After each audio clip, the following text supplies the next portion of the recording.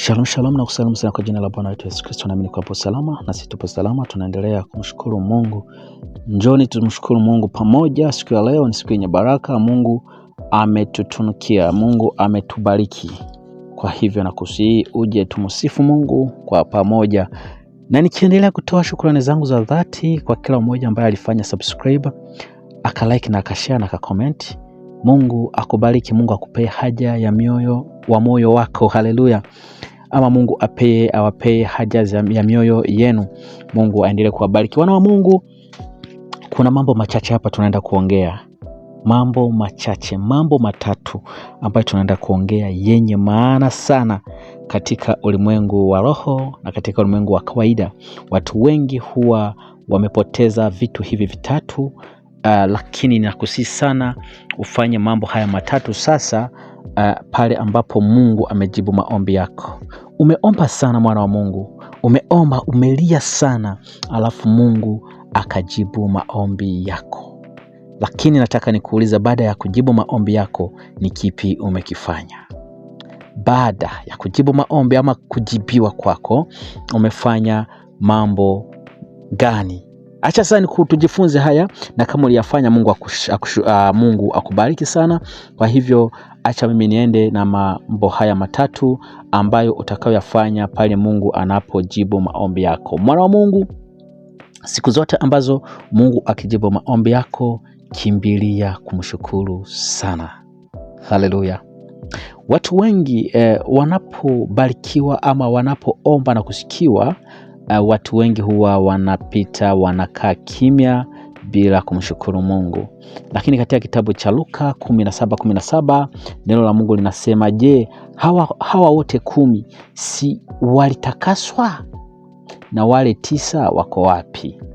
Hapa ni wakati Yesu Kristo alipoponya watu 10, lakini walipoenda mtu mmoja akarudi kumshukuru. Ndipo Yesu akasema, na wale 9 wako wapi? Wale 9 wako wapi? Wao hawakutakaswa? Ndio, walitakaswa na walipona, lakini mmoja ndiye alikuwa na moyo wa kushukuru Mungu. Kwa hivyo inamaanisha neno hili ya kwamba kushukuru vinaurudisha roho wa Mungu. Kushukuru inarudisha moyo wa Mungu. Inamaanisha kwamba ukishajibiwa kwenye maombi, ukishakujibiwa kwenye hitaji ambalo umelitoa ili wakuombee, mwana wa Mungu, kitu ambacho utakimbilia zaidi ni kumshukuru Mungu kwa kazi njema hiyo aliyoitenda. Kujibiwa kwa maombi inafaa kuongeza roho ya shukrani. Mwana wa Mungu, usikimbilie tu kuombewa, usikimbiliwe tu kujibiwa kama hauna moyo wa shukrani. Mwana wa Mungu, Mungu naye anapenda kushukuriwa. Mungu anapenda kuona kwamba una moyo wa shukrani. Kile kitu ambacho umekipeleka mbele zake Mungu kimejibiwa na Mungu amekijibu, alafu karudisha moyo wa shukrani. Hivyo vinarudisha ama vinafurahisha moyo wa Mungu. Hiyo ni siri moja katika siri za maombi ambazo ninakuibia siku ya leo. Haleluya. Ndiyo maana nimewaambia wana wa Mungu, hapa katika Yada Family tutaendelea kujifunza mambo mazuri, tena mambo mazito, mambo ambayo yanavutia, ambayo yanaleta moyo, ambayo yanatuelimisha na kutupea ufahamu wa kimungu. Haleluya. Kitu cha pili ni kumpea Mungu utukufu. Haleluya. Kumpea Mungu utukufu.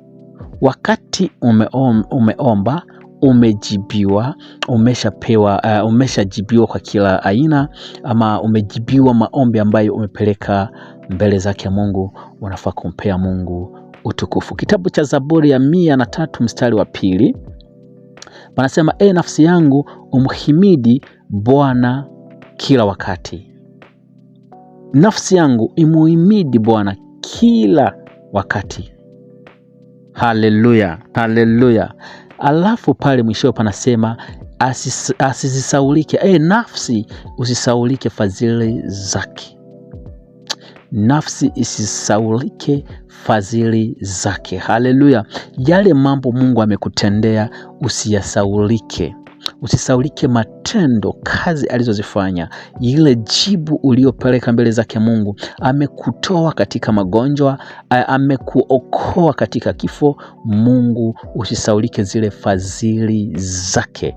Neno la Mungu hilo ndilo linasema. Hizi ni siri 3 ambazo naenda kukupea mwana wa Mungu, ambazo zitakufanya uimarike zaidi, ambazo zitakufanya moyo wa Mungu ukupende zaidi. Hizi ni siri ambazo Daudi alikuwa anatumia sana, na katika Biblia kuna watu wawili ambao walipendwa na Mungu. Kuna Daudi na kuna Yesu Kristo. Hao watu ndio Biblia inasema Mungu aliwaita wana wake, mtoto wake.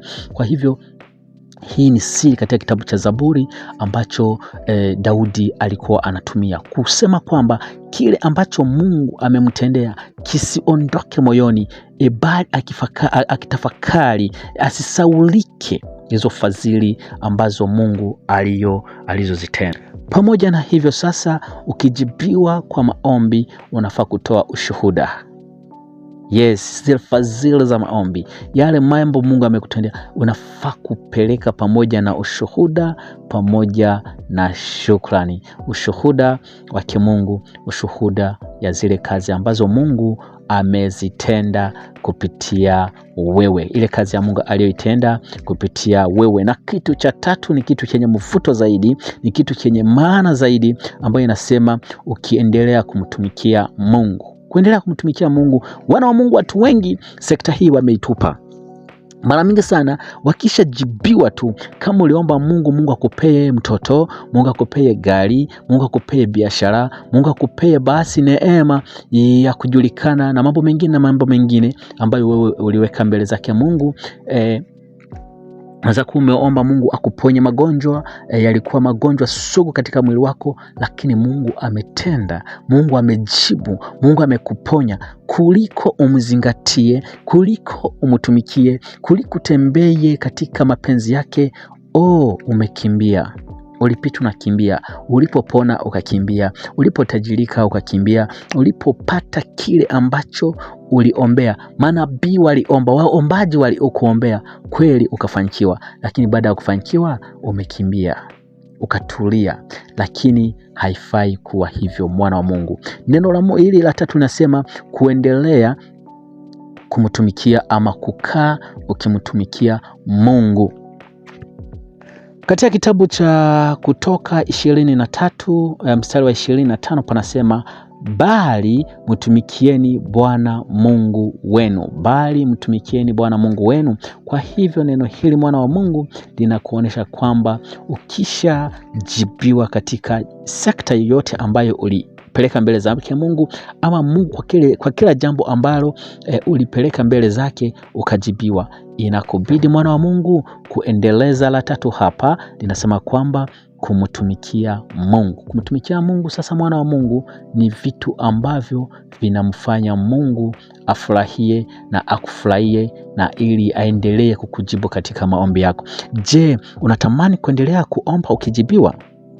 Hapa ndipo sasa ukishika mambo haya 3, kwa ukweli hakuna maombi ambayo utaweka mbele zake Mungu ambalo hautajibiwa. Kila maombi ambalo utaweka mbele zake Mungu utajibiwa. Unaweza jibiwa kwa ukimya, lakini ukajibiwa, ama ukajibiwa kwa mambo ukiyaona. Kuna ile maombi unaweza kaomba Mungu akanyamaza, lakini ako katika kazi zake anaendelea kukutumikia, ama anaendelea kufanya kazi kama vile unavyomhitaji, lakini wewe unaona ni kama hafanyi ama haongei, lakini ako katika kazi zake. Kwa hivyo shirikiana pamoja na haya mambo 3 ili upate kumtumikia Mungu kisawasawa, ili upate baraka na zaidi, ili chochote ambacho utakuwa unakipeleka mbele zake Mungu kiwe kinajibiwa kama vile unachokipeleka. Mungu akubariki sana. Mungu aendelee kukujali, na Mungu aendelee kujibu haja za mioyo yenu. Mungu akubariki sana. Mungu awabariki sana. Nawapenda sana, na ninaendelea kutoa shukrani zangu za dhati kwa kazi nzuri ambayo mnaendelea mkionyesha. Ni kweli mnasikiliza ujumbe huu, mnashare, mna like na mna comment. Mungu awabariki sana. Wana wa Mungu, nyinyi ni baraka kwangu. Mkinifanyia hivyo, ama ukifanya hivyo, mnaendelea kupea Mungu utukufu, sababu wengi watasikiliza ujumbe huu na wengi watabarikiwa na watafanikiwa, sababu kuna siri zile ambazo hawazijui wanatamani kuzijua. Mungu awabariki sana. Shalom, shalom.